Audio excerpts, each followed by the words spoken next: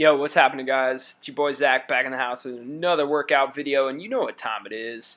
I had a lot of fun with today's workout. I did a shoulders and upper traps workout, and basically I did more sets on each exercise rather than jumping around a ton because I chose to do just side delts and upper traps, which left me with fewer exercises to do, but like I said, I did more sets. So this first exercise I did behind the neck standing overhead press. I did 6 sets of 12 reps here. Just coming down, the brim of my hat is actually a nice marker. Touching the brim of my hat with each rep and then pushing back up was a great range of motion and got my shoulders nice and warm. After that, I went to a seated dumbbell shoulder press. Once again, this was 6 sets of 12 reps. I keep the rest periods on all shoulder exercises, no matter what it is, to less than a minute. I would say these first 2 exercises were around a minute of rest on each. This was my final set of 12. I slowed everything down a little bit and came down even lower with the dumbbells to just above my delts. And you can see that this is more range of motion than the behind the neck overhead press because I'm able to bring the dumbbells down in a position that is safe for my shoulder. If you guys do behind the neck press, you just don't come all the way down to the nape of your neck. Leave it a little shy of that, maybe just below your earlobe, and you guys should be okay if you choose to do that. Of course, you don't have to do that if you have shoulder problems. After that, I went with a standing dumbbell lateral raise, which you guys have seen numerous times. I basically went 10, 12 and a half, 15, 17 and a half for 20, and then I did a set of 20 here with 20 pounds, and then I grabbed 2 10-pound plates because there were no 10-pound dumbbells, and I just repped them out. You can see when I was doing the dumbbells, my elbows were more bent because the weight was heavier, and then now that the weight is lighter here with the 10-pound plates, I extended my elbows a little bit more, which, yes, does make the exercise harder, but at some point, you're going to be doing dumbbell lateral raises with 15 pounds forever if you do them super strict all the time with straight elbows. After that, I moved on to one of my new favorite exercises, I'm going to call it the dumbbell high pull upright row hybrid. These were 30-pound dumbbells. I did 5 sets of 15 reps. You can see I do a forward lean at the bottom.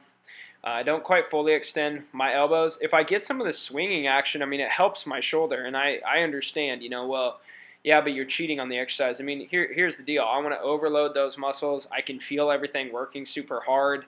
I like it because it hits my side delts and my upper traps simultaneously.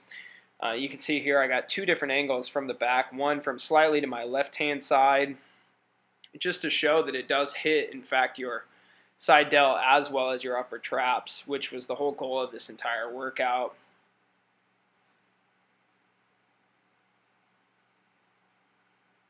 I slowed everything down a little bit towards the end of some of these sets just to reset. Now you can see my elbows fully extend, and then I push my hips forward a little bit to drive the weight up. And you can see I actually pull from, the dumbbells are nearly touching at the beginning. And you can see I can pull until the insides of the dumbbells are at my deltoids. So until they widen out to just a little bit more than shoulder width as I pull up. And that's the beauty of the dumbbells, is they will move around in free space around the limitations you may have in one of your joints. And that's the advantage of dumbbells over barbells when it comes to working around limitations. We all have limitations, so we need workarounds.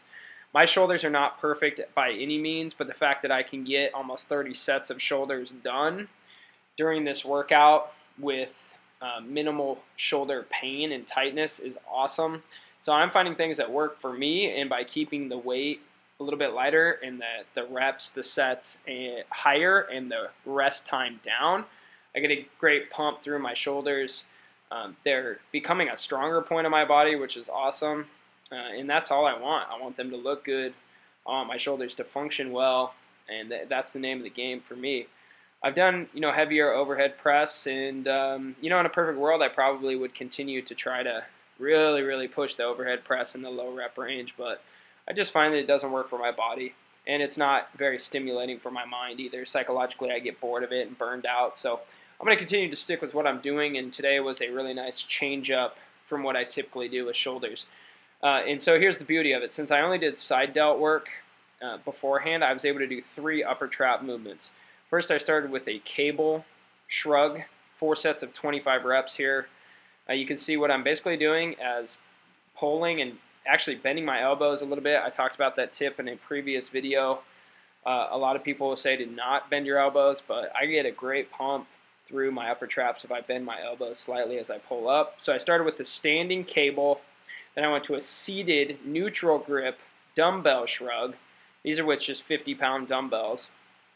So at this point, the seated cable shrug has your arms out in front of your body with your palms facing back behind you. Then you have a neutral grip right here, which is going to hit your traps in a slightly different angle. And seated as well to kind of take out any hip drive you may use to drive the weight up.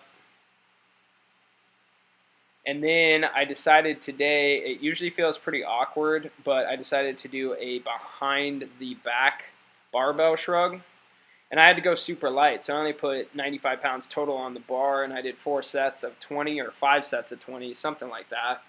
And you know, the only issue is like if you're a guy and you work out your hips a lot, you know, your ass is going to kind of get in the way. But other than that, I just kept it light, and I actually really enjoyed them. So I'm going to continue to stick with this exercise.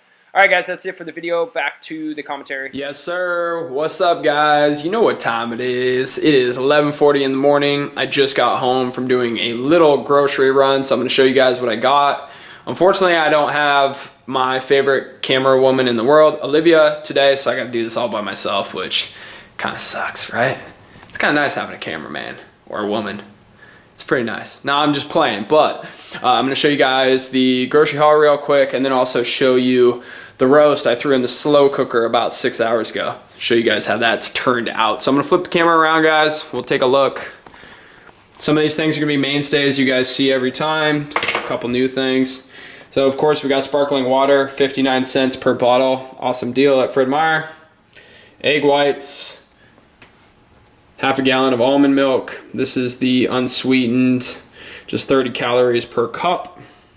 Old-fashioned oats.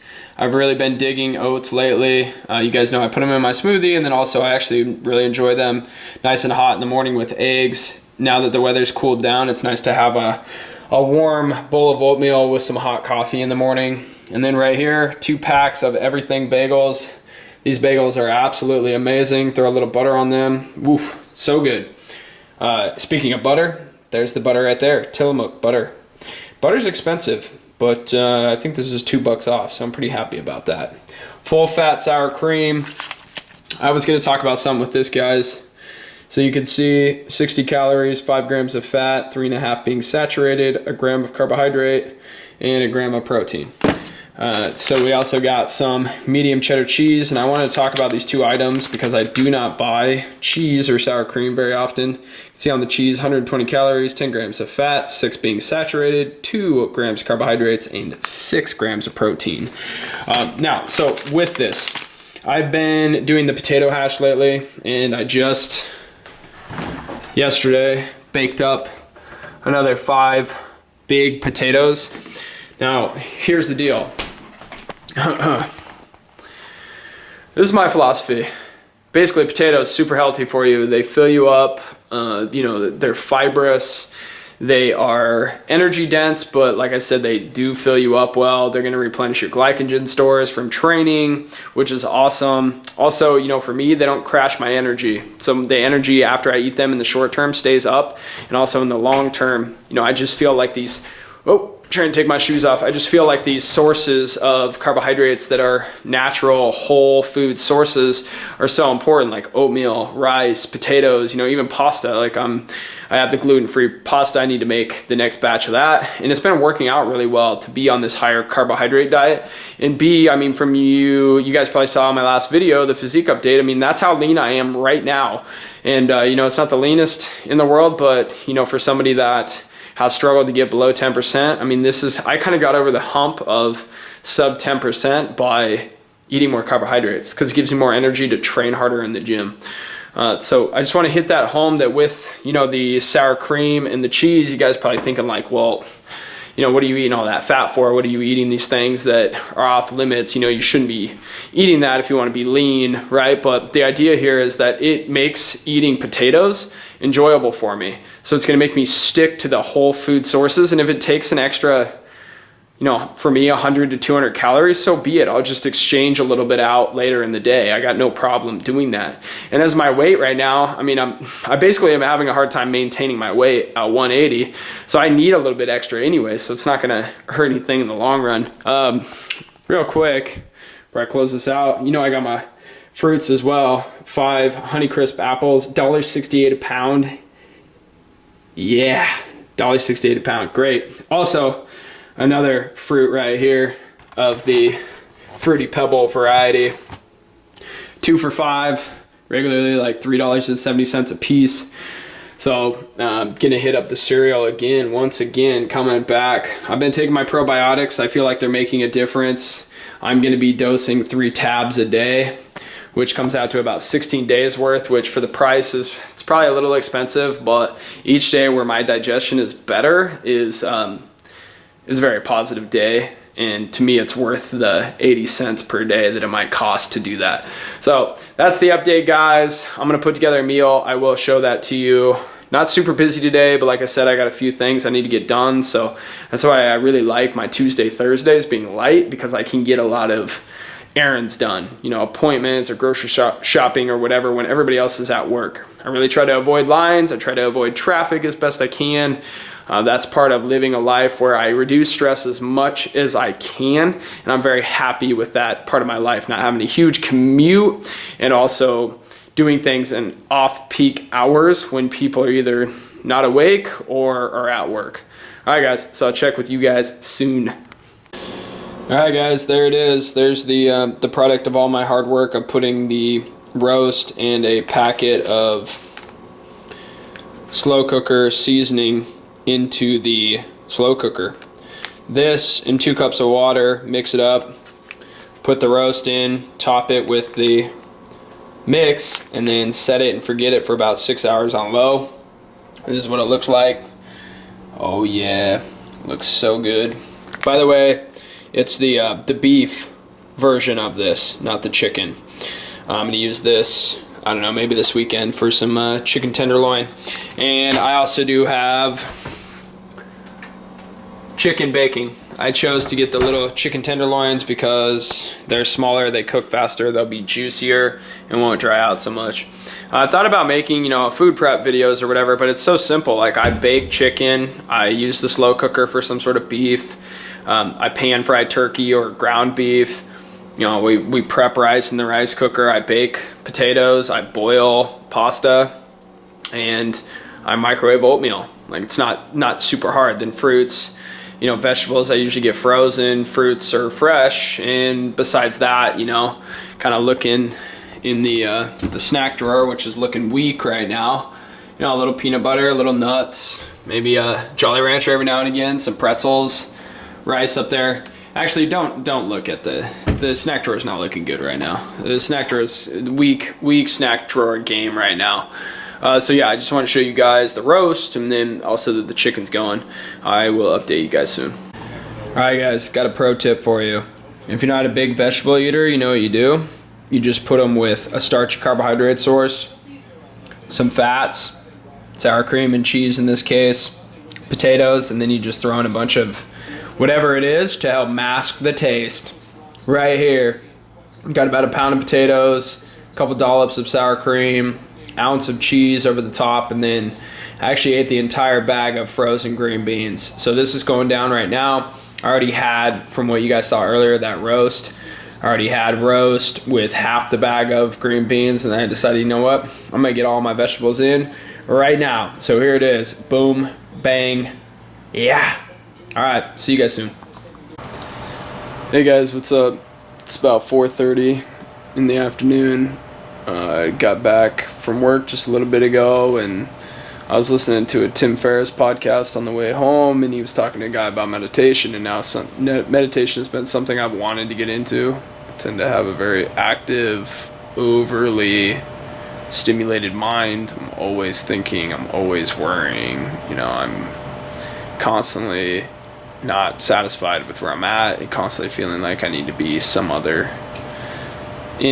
place in my life, and I'm sure many can relate to that. And anyways, Tim Ferriss had a guy on that talked about meditation. They were talking about transcendental meditation, but then Tim Ferriss actually brought up an app called Headspace. And basically you download the app, there's an intro video, and then there's 10 days in a row where a guy talks to you and guides you through a 10-minute meditation. And I just finished with it, and it's about the longest 10 minutes of my life, but it was absolutely awesome, honestly. You feel, once you open your eyes, you feel so heavy and just sunk into wherever you're sitting, and it just feels like you're so present in that moment, and that taking that 10 minutes to really focus on not thinking about everything in your life pays off, because all of a sudden it seems like your body gets a little reset and you're able to reduce some of the stress you do feel, and just clear yourself out and go about your day. So I do plan on doing it in the morning. I think it's very natural to do when you first wake up, but also I did it this afternoon. I've been feeling some stress, and I needed to sort of get my head right today, and I've been meaning to do meditation, but I think, and like I've talked about before, sometimes it takes a big enough issue or problem to make you do something about it, and I tend to be somebody that until something's a major issue or until it needs to be done right now, I tend not to do it. So anyways, guys, Headspace is the app. I'll put the link down in the description. And for those of you who don't know Tim Ferriss, he has an awesome podcast. I'm going to look into the Wim Hof breathing method as well, which is a different, more forceful breathing method. This meditation, actually, what I really liked is that it wasn't about breathing. There was about a minute or two out of the 10 minutes where you counted breaths up to 10, but most of the time wasn't spent actually focusing on breathing, which I actually really liked. It was more like Vipassana, sort of feeling through your body and feeling and just observing what you're feeling in your body. And that felt a little bit more natural to do than those deep, heavy breaths. So I'm going to keep you guys up to date on that. I think it's really cool. I'm going to shoot for one 10-minute session a day. 2 10-minute sessions per day would be awesome, but I don't know how realistic that's going to be. I'm going to aim for 2 10-minute sessions a day, but once again, if I only get 1 10-minute session a day, I'm going to be happy with that. I'm about ready to eat, so I'll show that to you guys here shortly. Alright guys, here's dinner, round 1. Bunch of brown rice, about 8 ounces of baked chicken that I splashed with Frank's Red Hot, I believe it's the buffalo sauce, and then you can also see right there just a dollop of butter in there. Gonna stir all that together, enjoy that now, and then coming up, probably gonna have a bowl of cereal, maybe have a couple snacks. So I always feel weird ending these videos just showing something with no talking at the end. You can see right here, guys, basically just had pretzels and peanut butter, absolutely delicious. And then I went ahead and ate a ton of Fruity Pebbles. I am a cereal fiend, so I got after some Fruity Pebbles and paid off. My weight jumped a little bit, which is what I want. So I brought my weight up this morning. Anyways, guys, thank you for watching the video. I really do appreciate it. Make sure to hit the like button. Also, don't forget to subscribe to the channel. More content coming this weekend. Once again, thank you for watching and supporting me, guys. Take care.